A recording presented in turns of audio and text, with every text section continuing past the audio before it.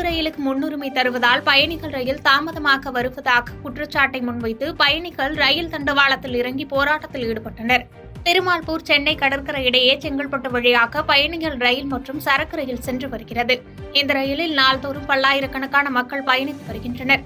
இது மட்டுமில்லாமல் வாலாஜாபாத் மற்றும் காஞ்சிபுரம் கிழக்கு ரயில் நிலையங்களில் சரக்குகளை கையாளும் முனையங்களும் செயல்பட்டு வருகிறது. இதன் மூலம் பல ஆயிரம் கோடி ரூபாய் தென்னக ரயில்வேக்கு வருமானங்களாக கிடைத்து வருகிறது. இந்நிலையில் சரக்கு ரயிலுக்கு அதிக முக்கியத்துவம் தரும் வகையில் பயணிகள் ரயில்களை நிறுத்தி தாமதப்படுத்தி விடுவதாக தொடர் குற்றச்சாட்டு இருந்து வரும் நிலையில் இன்று 6:15க்கு செல்ல வேண்டிய பயணிகள் ரயில் 7 மணி வரை செல்ல இயலாத நிலை ஏற்பட்டது. இதனால் கடும் அவதியடைந்த பயணிகள் ரயில் தண்டவாளத்தில் இறங்கி போராட்டத்தில் ஈடுபட்டனர். மேலும் காஞ்சிபுரம் செங்கல்பட்டு இடையே இருவழி பாதை திட்டத்தை உடனடியாக அமல்படுத்தி பயணிகள் விரைவு சேவையை பெற மேற்கொள்ள வேண்டும் எனவும் கோரிக்கை எழுந்துள்ளது.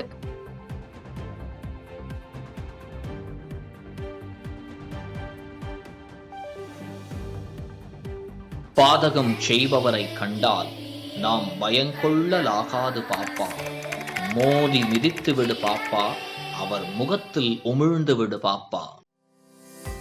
அண்மை செய்திகளை உடனுக்குடன் தெரிந்து கொள்ள இணைந்திருங்கள் இயம்நாடு தொலைக்காட்சியுடன்.